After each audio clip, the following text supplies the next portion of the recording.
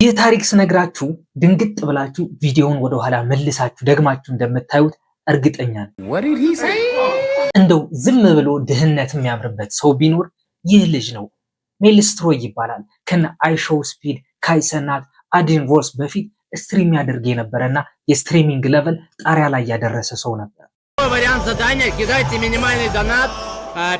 በስትሪሚንግ ብቻ ግን አይደለም የሚታወቀው። እነ ፒዲዲ ያዘጋጁትን ፓርቲ የሚያስንቅ ፓርቲ በማዘጋጀትም ይታወቃል።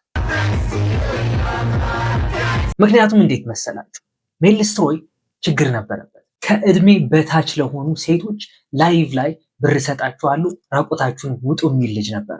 ይህ ሁሉ ከመሆኑ በፊት ግን በእናትና በአባቱ እጅ በድህነት ውስጥ ያደገ ልጅ ነበረ።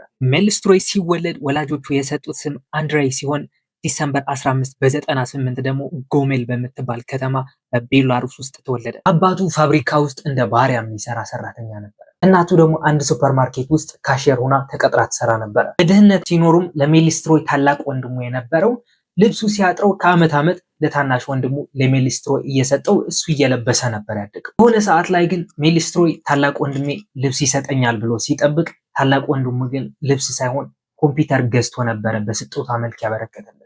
ይቺ ኮምፒውተርም ነበረች ከዲጂታል ዓለሙ ጋር ያስተዋወቀችው። ሜልስትሮይ ወላጆቹ ያወጡለት ስም አንድሬይ ነበረ። እናም ይቺ ኮምፒውተር እየጠቀጠቀ ማይንክራፍት ኦንላይን ላይ እየተጫወተ ላይቭ እየገባ ብር መስራት ይጀምራል።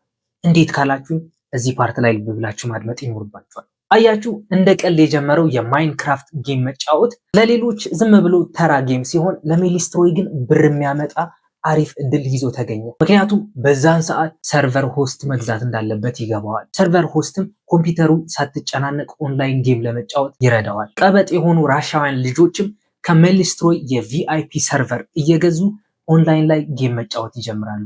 በዚህ ሰዓት ብር እንዳመድ መስራት ጀመረ። በዛን ጊዜ ነበረ ደግሞ ትንሹ ስራ ፈጣሪ በመባል የተጠራው። በዚህ ጊዜ ሜልስትሮይ ዶታ የተባለ ጌም ለ6 ሰዓታት ያክል ኦንላይን ላይ እየተጫወተ ስትሪም ያደርግ ነበር። ጌም ለብቻው ሊያረካው ስላልቻለ የበለጠ ፈጣንና ሪስክ ያለው ስራ ሰርቶ ብር ማግኘት ፈለገ። ሰይጣንም ይህችን ስራ እስኪጀምር ድረስ በር ላይ ቆሞ ይጠብቀው ነበር። ይህ ራሻዊም በ16 ዓመቱ ኦሚግል የተባለ ፕላትፎርም ማለት ደግሞ ላይቭ ላይ ብዙ ሰዎች ከዓለም ሙሉ ከጫፍ እስከ ጫፍ ራንደምሊ እያገናኘ የሚያስተዋውቅ ፕላትፎርም ነበር። እናም እሱን ፕላትፎርም መጠቀም ይጀምራል። እዛ ፕላትፎርም ደግሞ ጌም እየተጫወተ ሳይሆን ሌላ ነገር እያደረገ ነበር።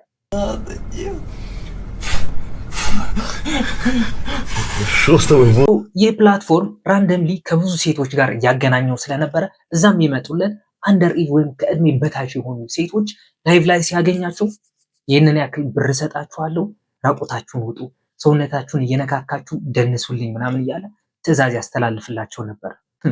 እነሱስ ቀላል ያደርጉታል? በደንብ ነው የሚያደርጉት። ስለዚህ ስትሪም በሚያደርግበት ፕላትፎርም ላይ ደግሞ ይህንን ነገር ሲያደርግ ደግሞ 60,000 ሰው በላይቭ ላይ ቁጭ ብሎ ይከታተለው ነበር። በዚህ ስራው የተናደዱት ፕላትፎርሞችም ሜልስትሮይን አገዱት። ምክንያቱም እንደነገርኳችሁ እነዛ ሴቶች ከእድሜ በታች ነበሩ። ለምሳሌ የሆነ ሰዓት ላይ ዩቲዩብ ላይቭ ገብቶ የሆነች ሴት ላይ ጥቃት ስላደረሰ ዩቲዩብ ካሁን በኋላ እንዳትመጣብን ብለው አገዱት። ከዩቲዩብ ቀጥሎ ደግሞ ወደ ትዊች ነበር የተሰጋገረው። ትዊች ላይም ቁማር ይዘት ያለውን ነገር ሲያስተዋውቅ ስላዩት መልሰ እዚህ እንዳትመጣ ብለው አገዱት። ከትዊች በኋላስ ትሮቮ ወደ ተባለው ፕላትፎርም ነበር ሄዶ እዛም ትንሽ ሰርቶ ነበረ፣ ግን ቁማር ይዘት ያለውን ነገር ፕሮሞት ሲያደርግ ስላዩት እነሱ አገዱት። ከትሮቮ በኋላ ወደ ኒሞ ቲቪ ሄደ። ኒሞ ቲቪ ላይ ደግሞ በጣም ብዙ ሳይቆይ ወደ ኪክ ተዘዋወረ። ኪክ ላይ እስካሁን ስትሪም የሚያደርግበት ፕላትፎርም እንደሆነም ይነገራል። ኪክ እስካሁን ሜልስትሮይን ባን ያላደረገበት ምክንያቱም ከሌሎቹ የስትሪሚንግ ሳይቶች ላላ ያለ ህግ ስላለው ነው። እናም ይህ ነገር እያዩ ሰዎች ዝም ማለት አልቻሉም። በዚህ ሰዓት ነበረ አንድ የሙዚቃ ፕሮዲሰር ሜልስትሮይ በሚሰራው ስራ መጋለጥ አለበት ብሎ ለመንግስት ያሳውቃል። መንግስትም ትኩረት ሰጥቶ ይህንን ልጅ መከታተል ይጀምራል። የሆነ ቀንም ፖሊሶች ወደሚኖርበት ቤት ሰብረው በመግባት የስትሪም እቃዎቹ ወስደውበታል። በዛን ጊዜ ግን ሜልስትሮይ በቤቱ አልተገኘም ነበር። በሰራው ህገ ወጥ ስራ ተከሶ እያለ ግን ሆቴሎች እየተከራየ ይህ ተመሳሳይ ድርጊት ስትሪም ማድረግ ይቀጥላል። 3 ወርም በዚህ ሁኔታ ከቀጠለ በኋላ መንግስት ይህንን ክስ ድሮፕ ያደርገዋል። ማለት ደግሞ የክሱ መዝገብ ይዘጋዋል። ይህ እንዴት ሊሆን ቻለ? እንደሚነገረው ከሆነ ወላጆቹ በጣም ብዙ ሚሊዮን ዶላሮች ለመንግስት ለፖሊስ ከፍለው ይህንን ክስ እንዲዘጋ እንዳደረጉ ይነገራል። ሜልስትሮይ እፎይ ብሎ ስራውን በትጋት ይቀጥላል። ግን ይህ ስራው የበለጠ አደጋ ወዳለው ነገር እንዲሸጋገር ያደርገዋል። ሜልስትሮይ በዚህ ሰዓት ነበር ወደ ቁማር ስትሪሚንግ የተሸጋገረ። የስትሪም ሳይቶች ከቁማር ሳይቱ ጋር ውል ካላቸው በኦንላይን ብትጫወቷቸው ራሱ አያግዷችሁ፣ ባን አትደረጉ። እነዚህ ጌሞች መጫወት ከጀመረ በኋላ ነበረ በቦነስ በስፖንሰር በሪፈራል እየተባለ በጣም ብዙ ዶላሮች ገቢ ሊያገኝ ይቻላል። በዚህ ሰዓት ደግሞ ከብዙ ሴቶች ጋር ላይቭ ላይ መጠጥ እየጠጣ እየደነሰ ይህንን አድርጉ ሲላቸው ሲያደርጉ ላይቭ ላይ ሰው መከታተል ጀመረ። ይሄ ትራሽ ስትሪሚንግ የሚባለውን ነገር በደንብ ተያያዘው። ብዙ ፎሎወሮች የሌላቸው ስትሪመሮች በመጥራትም ብዙ ሰው እያየው ያዋርዳቸውና ይመታቸው ነበር።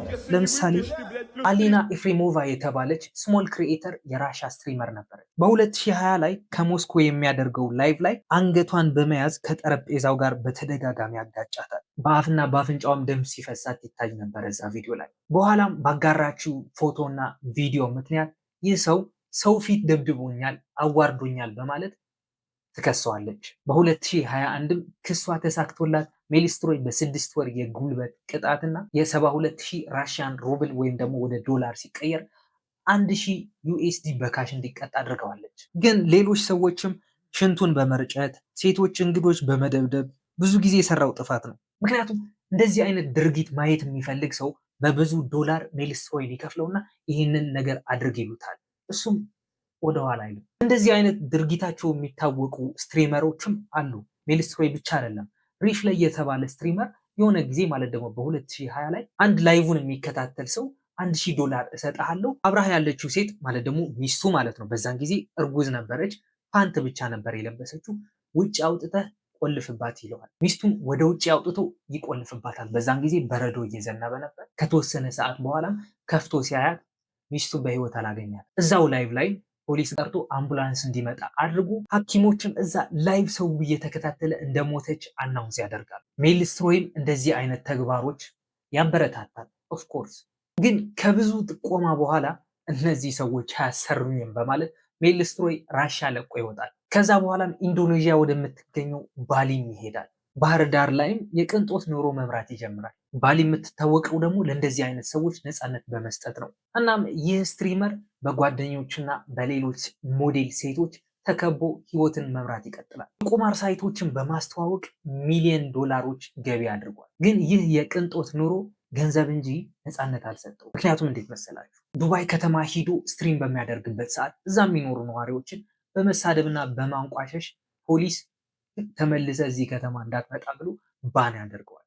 ካዛክስታን አገርም ወደ እኔ ከመጣ የሰውዬ አልፋታውም በማለት በኢንተርፖል ክስ እንዳቀረበችበትም ይታወቃል። የቤላሩስ ነዋሪ ሆናችሁ የዚህ ሰው የስትሪሚንግ ሳይት ፕላትፎርም ሰብስክራይብ ካደረጋችሁ ሸቤ ትገባላችሁ። ግን ቤተሰቦቹን በጣም ብዙ መኪኖች፣ ቤቶችና ሌሎች ንብረቶች በማኒ ላውንድሪ እንዳካበቱ ይነገራል። በ2025ም የራሱ የቁማር ሳይት ከፍቶ በጣም ብዙ $1,000,000 ዶላሮች አዘ ጊቨዌይ ሰጥቷል። 30 የሚደርሱ አፓርትመንቶች፣ $1,000,000 ዶላር ደግሞ በካሽ የሚሰጡ ጊቭአዌዎች፣ ሪከርድ የሰበረ ስትሪም በማድረግም በኢንስታግራም ሚስተር ቢስት ፎሎ እንዲያደርገኝ ካደረጋችሁ በጣም ብዙ ብር እሰጣችኋለሁ ብሎ ሚስተር ቢስት ሳይቀር ስለሱ መልስ የሰጠበትና ፎሎ እንዳደረገም ያደረገበት ጊዜ ነበር።